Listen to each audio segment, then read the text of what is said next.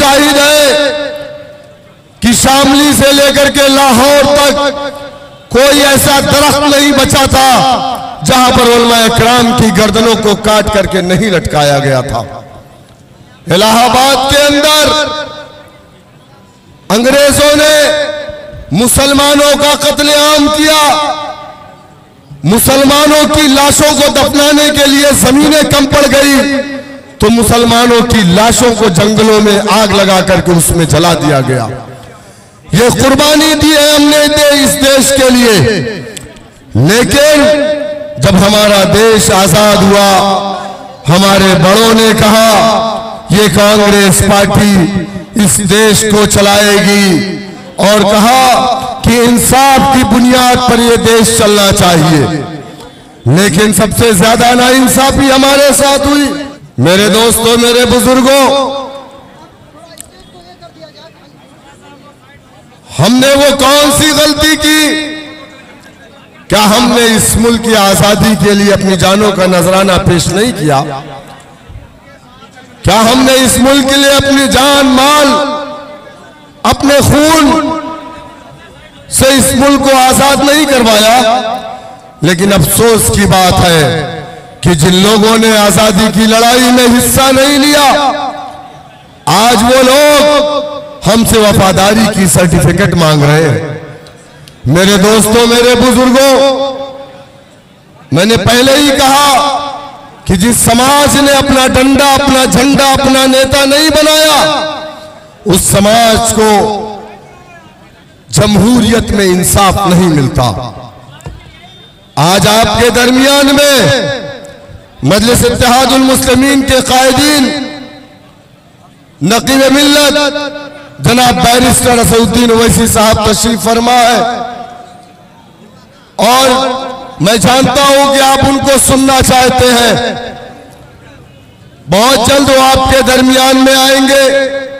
मैं तमाम लोगों से अपील करूंगा कि जो लोग घर के पास है वो सामने मैदान में आ जाए, जो लोग दरवाजे के पास है बराए मेहरबानी इधर आ जाए ताकि हमारे कायद को वहां से आने में दुश्वारी ना हो।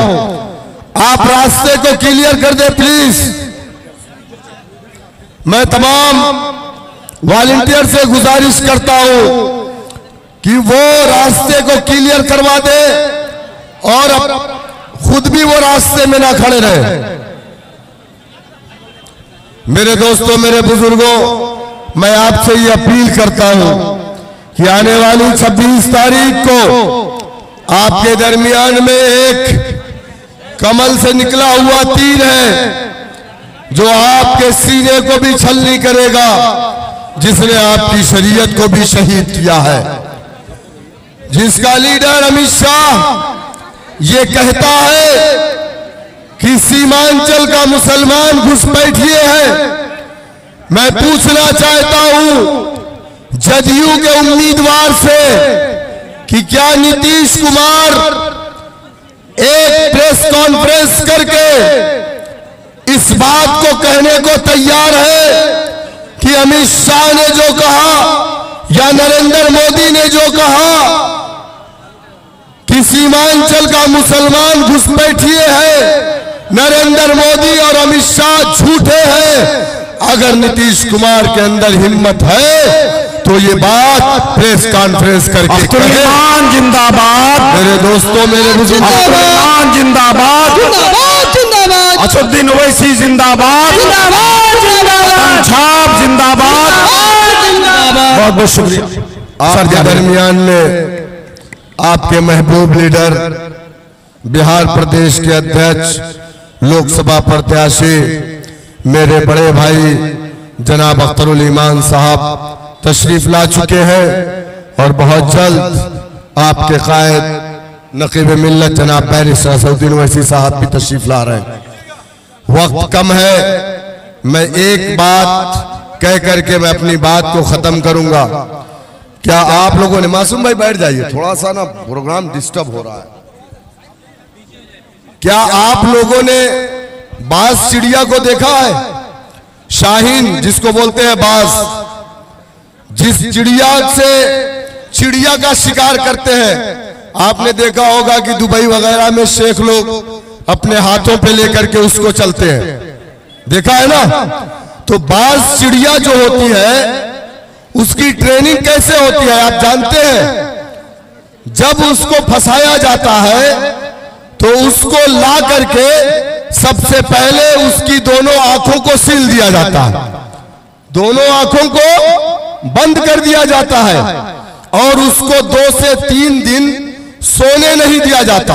और किसी की सबसे बड़ी अजियत देना यह है कि उसको सोने ना दिया जाए और उस चिड़िया को सिर्फ इतना खाना दिया जाता है ताकि वो जिंदा रहे, मरे ना।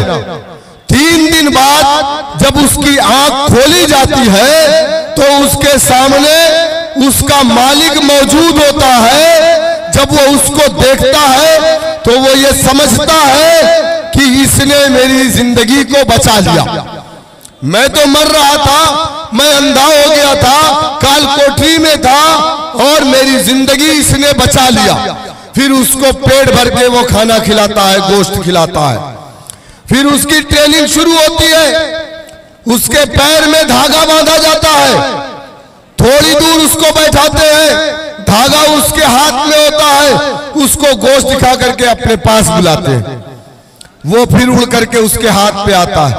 अभी उसको भरोसा नहीं है कि ये मेरा वफादार है या नहीं, ऐसा नहीं कि उड़ जाए। तो फिर थोड़ी दूर और बैठाता है, फिर उसको बुलाता है, फिर वो आ जाता है। ऐसे करके 1 हफ्ता लगातार उसकी ट्रेनिंग चलती है। 1 हफ्ते के बाद जब उसको ये भरोसा हो जाता है कि अब ये बाज मेरा वफादार हो चुका है तो उसके पैर से रस्सी खोल दी जाती है। अब वो शिकारी जिसने बाज का पहले शिकार किया फिर उसको ट्रेनिंग दी, फिर अपने हाथ में ले करके वो दूसरे परिंदों का शिकार उस परिंदे से करता है। जो जेडीयू के नेता आज मुसलमान आपके दरमियान में आ रहे हैं, जो कांग्रेस के नेता आपके दरमियान में आ रहे हैं, ये वही बाज है जिनकी ट्रेनिंग जेडीयू और बीजेपी आरएसएस के दफ्तर में हुई है। ये आ रहे हैं आपका शिकार करने के लिए। तो ऐसे परिंदों से होशियार रहिएगा।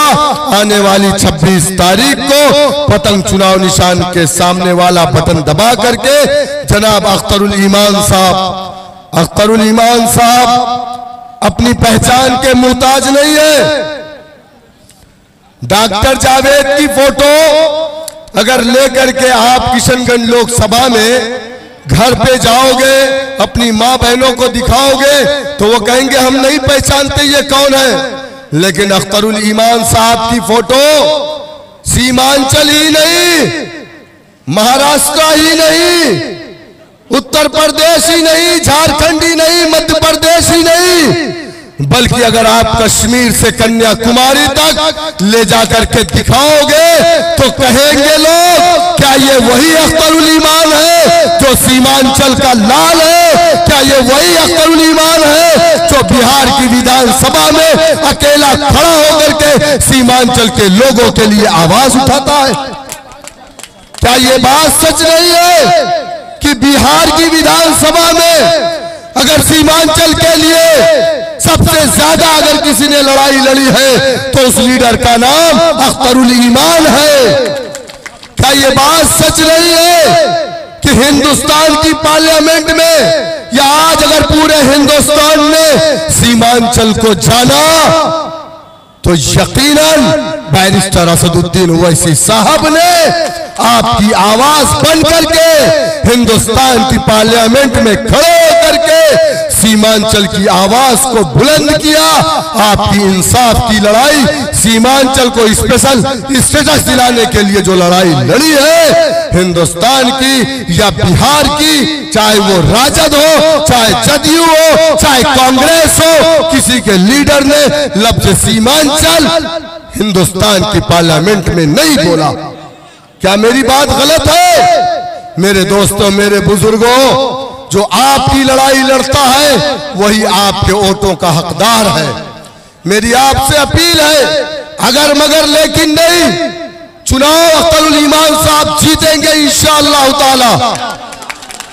लेकिन मैं ये चाहता हूं कि अगर हमारे कायद 3 लाख वोट से जीत करके जाए तो अख्तरुल ईमान साहब भी 2 लाख वोटों से जीत करके जाए। और ये मुमकिन कब है? जब हमें डरने की जरूरत नहीं है। हम तब भी बाकी थे जब फिरौन, नमरूद, शद्दाद, कारून की हुकूमत थी। हम तब भी बाकी थे, आज भी है, आज भी मिस्ल फिरौन, नमरूद, शद्दाद है। लेकिन इंशाअल्लाह ताला आज भी हम बाकी हैं। हम हैं तो दुनिया है, हम नहीं है तो ये दुनिया नहीं बाकी रहेगी। तो डरने और घबराना नहीं है। अल्लाह सुब्हानहू व तआला कुरान में फरमाता है, कुलिल्लाहुम्मा मालिकल मुल्क तूतिल मुल्क। अल्लाह जिसको चाहता है दुनिया के अंदर हुक्मरान बनाता है। लेकिन हमारा काम कोशिश करना, जिद्दोजहद करना। अल्लाह सुब्हानहू व तआला ने यूसुफ अलैहिस्सलाम को कुएं से निकाल करके मिस्र का बादशाह बनाया था। मेरे दोस्तों, मेरे बुजुर्गों, मैं बस आपसे यही बात अपील करके मैं आपसे रुखसत होना चाहूंगा कि 26 तारीख को पतंग वाले चुनाव निशान के सामने वाला बटन दबाइए, अख्तरुल ईमान साहब को हिंदुस्तान की पार्लियामेंट में भेजिए।